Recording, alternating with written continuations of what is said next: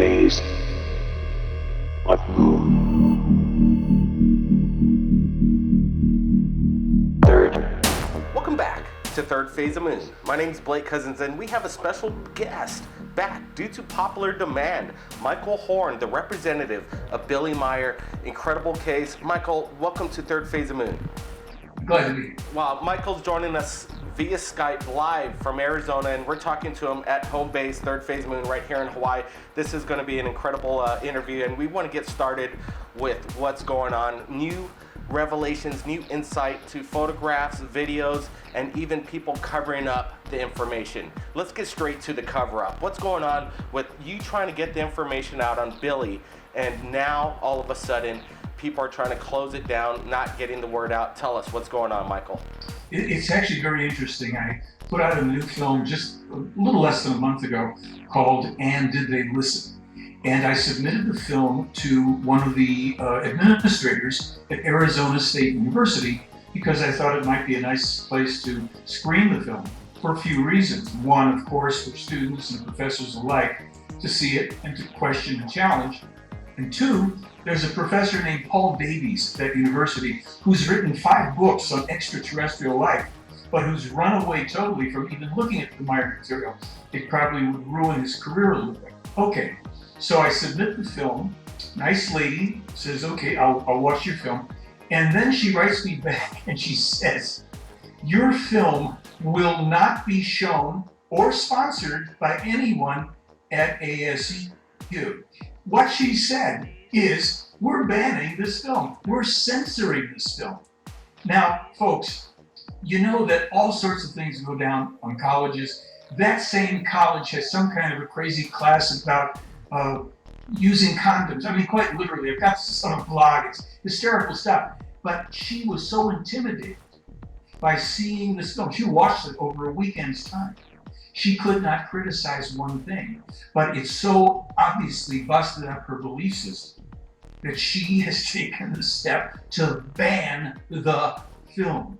Well, let's Michael, let's share with everybody right now this this new documentary that you're going to be releasing, or it's released right now, but everybody at Third Phase of Moon, let's take a look at it right now and we'll be right back. There was a time when the people had created great turmoil, environmental catastrophes, and wars on their once beautiful planet. They thought of themselves as the only intelligent beings and the crowning glory of creation.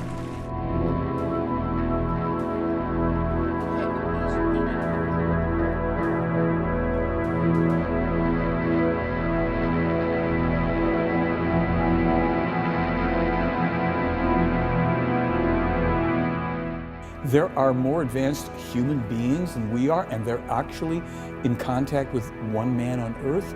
Clearly, I mean, we would have to say this is the most important thing that's ever happened. The core of this case, again, is a spiritual teaching, not a belief system and not a religion, a teaching about human consciousness and all these things. Die Menschen müssen lernen, sich selbst zu sein und müssen die Selbstverantwortung zu tragen lernen. Fukushima, Meyer was told within mere days, this is already a super worst possible case scenario, which will only get worse. You are being lied to, and the contamination of your seas and your air, your food chain, is going to be exponential.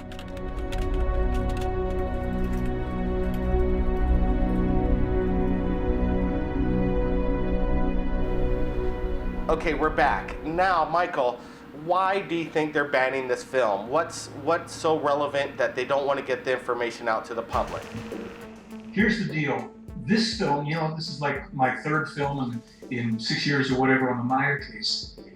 It is inescapably real. When you watch the film, we lay out so many things over 111 minutes that anybody can check out. And I know we're going to talk a little bit about the amazing wedding cake UFO that's been analyzed, the prophecy, scientific information. It's so solid that anybody, that has a strong religious belief system, is probably going to go a little wacky. Anybody that has only been looking at UFOs for the phenomenon part, you know, let's be honest, the stuff that we can see on film, but we don't know if they're there. Why are they there? This film lays out the reason, what it's about for us as humanity, what we need to learn because of what is already coming down the pipe, and that which is already obviously upon us, and what's coming. People don't want to know. They want to, preoccupy themselves with trendy and I think oftentimes irrelevant things. College students are inheriting this world. High school students are inheriting it. And this woman, who's a very, very nice person, I spoke to her, but it obviously blew her up because you can't criticize. It's not about little aliens with big heads and big eyes. It's about real human beings who are highly advanced, who for 70 years have been meeting with Meyer, met with him as recently as 2 weeks ago. I happen to know that. And they continue to give him information and to keep a hands-off policy on this. It's up to us now. If this college wants to ban it, it's like trying to pull the covers over your head. It doesn't make it go away. Well, Michael, when we first spoke to you almost about 6-7 months ago, we were happy enough and honored to share the Billy Meyer story, and the response was huge. I remember as a young child myself watching Billy Meyer and seeing these fantastic stories, and more the evidence comes in.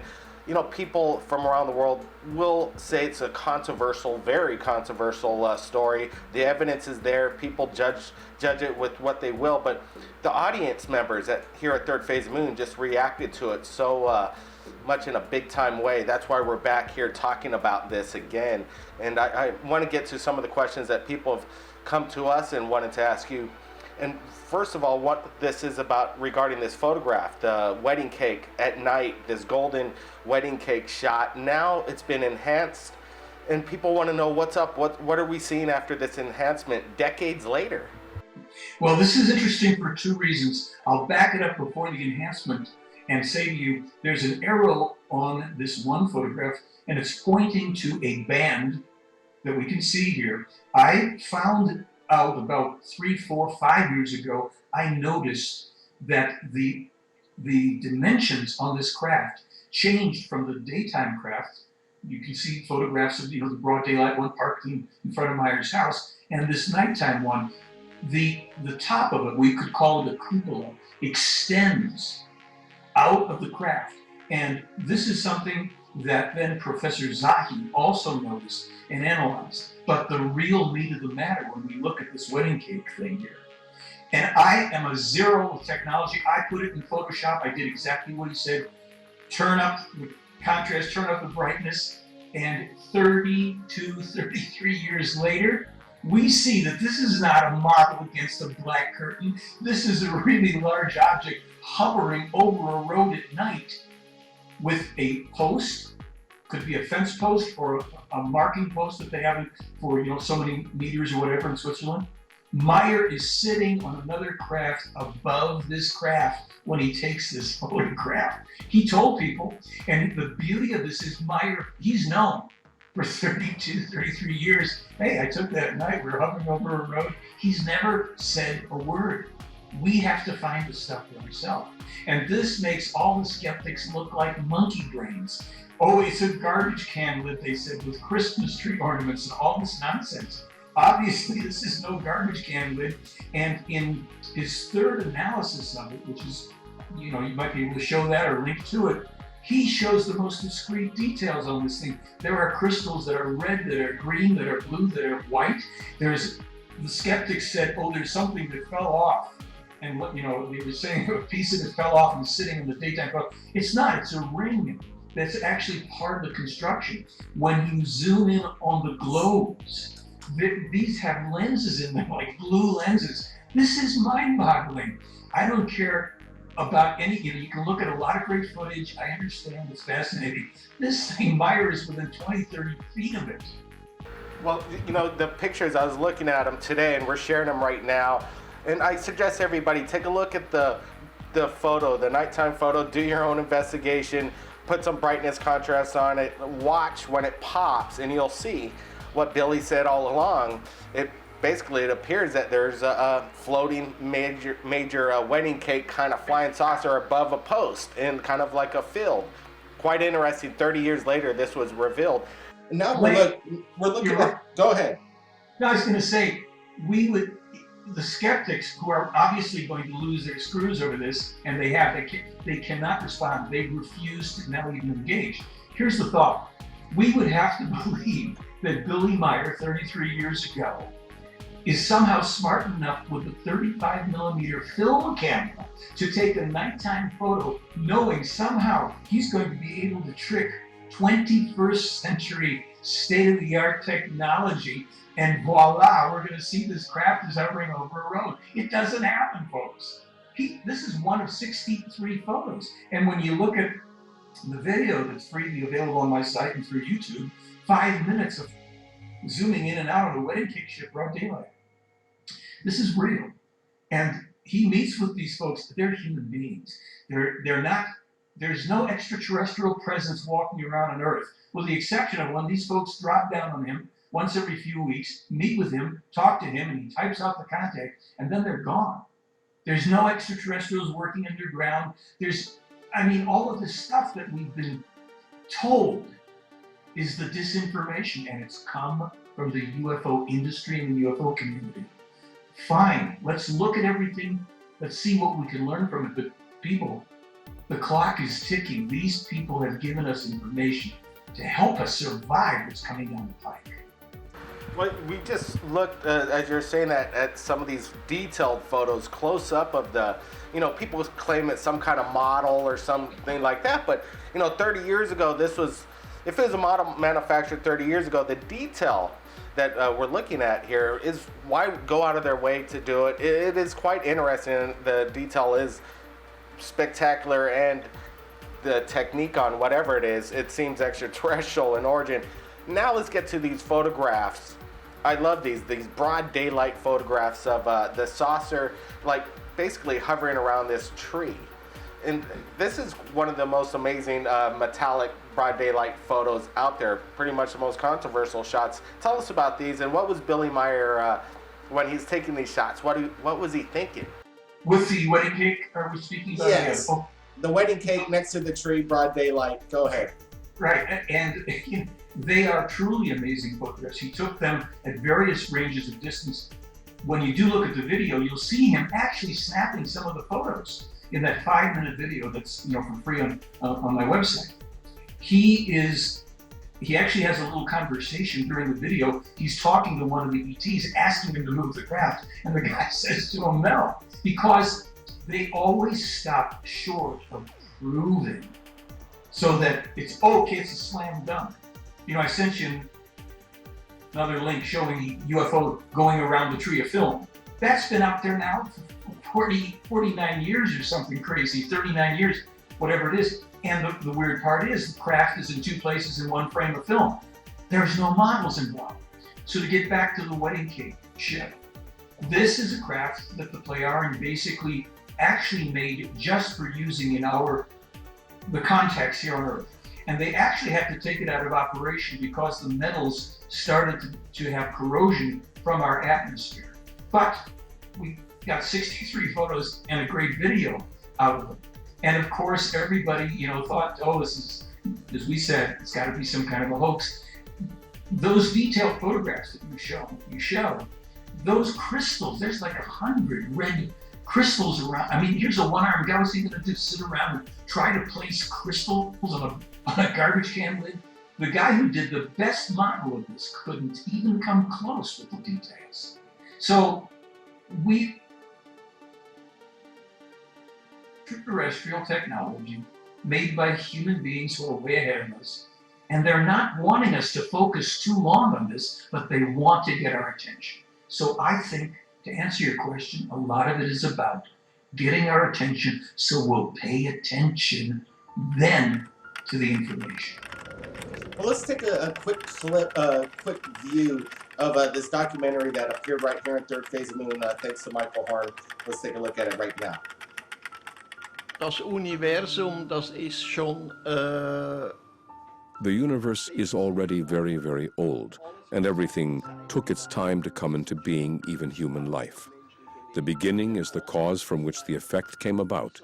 It's the law of causality which has to take effect. Kausalgesetz, das wirken muss. Der Sinn des Lebens ist die Evolution. The meaning of life is the human being's evolution with regard to his consciousness. Gott, das ist eine imaginäre Gestalt, die die Menschen geschaffen haben. Billy, what is God? God is an imaginary figure which has been created by human beings so they don't have to bear responsibility themselves. Rather, they can shift it onto a deity, but God, in and of itself, is nothing other than a title for a human being who is very highly evolved. Gott ist also nicht das, was die Menschen irrtümlich annehmen.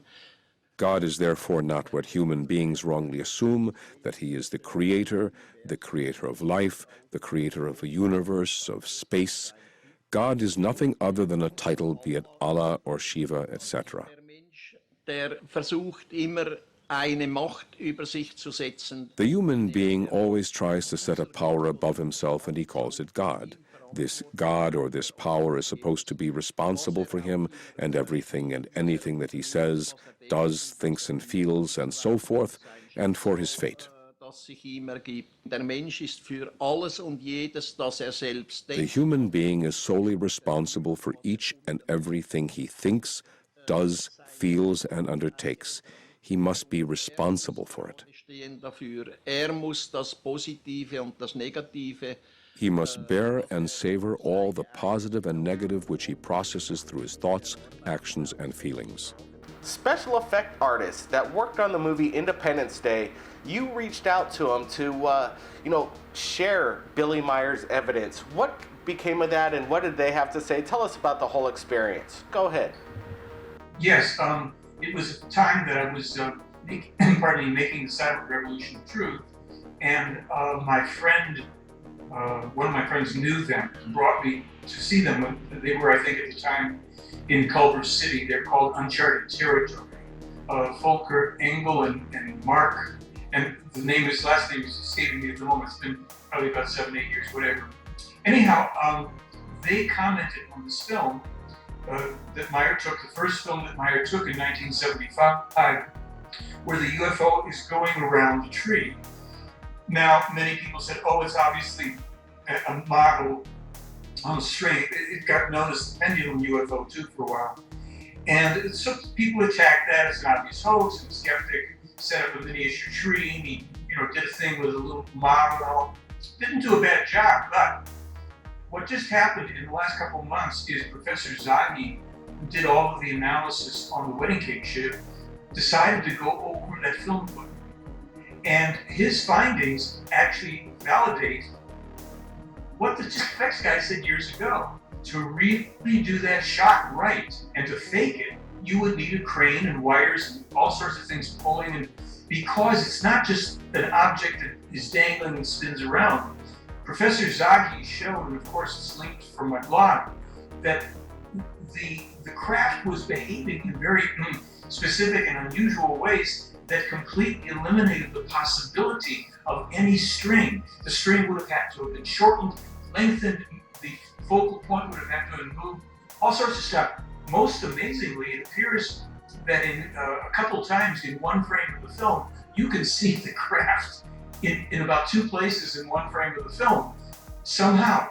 And I think anybody that wants to, again, do what Professor Zaghi did, he tells you what equipment he used, and you can take the film clip and analyze it. That isn't my specialty. And of course, I'm really kind of tickled, if you will, that the 2 guys that own that company, the Academy Award-winning company, got it right. It's not just a dangling little model. You would really need a crane, and you'd have to manipulate because of the way the thing turns and wobbles and backs up. So what we see at first glance, what we appear to see, isn't always what's really happening, what's really there. And that's what's so amazing about Meyer's evidence. There's a lot of these pictures and photographs and videos. It shows that this metallic disc, loves to hang out around trees. Is there a reason behind that, did Billy say? What he said, as I recall, he said, they wanted to just have the photos and films near objects that people could have a relationship to size-wise. They could tell, how big this other object of craft would be, because these would be known objects. Now, of course, people tried to jump on and say, oh, those are miniature trees. But years ago, forestry experts were given the photographs and they said, we don't know what the object is, but those are mature, real 40-foot trees. How do you know that?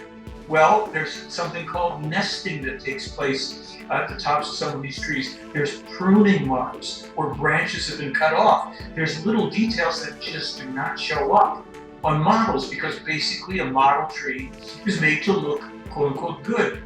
And these guys said right away, oh no, it's a real tree. It's full size, look at here. So that worked, except the skeptics kept on yammering about it's got to be models. I have a link, and maybe we'll be showing that tonight, where there's a video, and Meyer and a Japanese film director walk up the hill to where the tree is, with the most famous one of them of the shots called the sunshine UFO photo. And you'll see the photo, and then you'll see them walk up to that tree. It's a different season, but it's clearly the same tree. It's a huge tree. And so there's no way some little model could have been put up there, This just takes common sense, patience, looking, thinking, and then you get someone like Professor Zaghi, who starts ripping through these things with real state-of-the-art technology, and he's got those videos he made on the analysis of the wedding cake craft. This is just putting it in a whole other realm, and all the years that it's taken for this to come forward. This is telling us that we're not as swift as we think we are. We don't always know. That's why I titled my article, Can You See What You're Looking At? Well, it's quite interesting. People become experts in things that they don't understand overnight, and that's a situation we have to deal with at Third Phase Moon all the time. There's these metallic disc videos that we receive on a monthly basis of really good, great UFO video, and sometimes they have this pendulum effect or like a wobbly action going on. But in Bob Lazar, he apparently worked at Area 51, and a lot of scientists that we've spoken to in quantum physics and all this, that they say when there's anti-gravity in that kind of state and it's in a hovering state, that's a kind of a natural reaction. It's when they get to great speeds is when they start to stabilize. That's what they're all about. The design is about high-speed travel. And then, right. Go ahead. Well, a lot of what is being seen and filmed and photographed is not extraterrestrial. There are a number of terrestrial groups that have advanced craft. They're not interplanetary, but some of it is anti-gravity, and some of the stuff has existed for decades.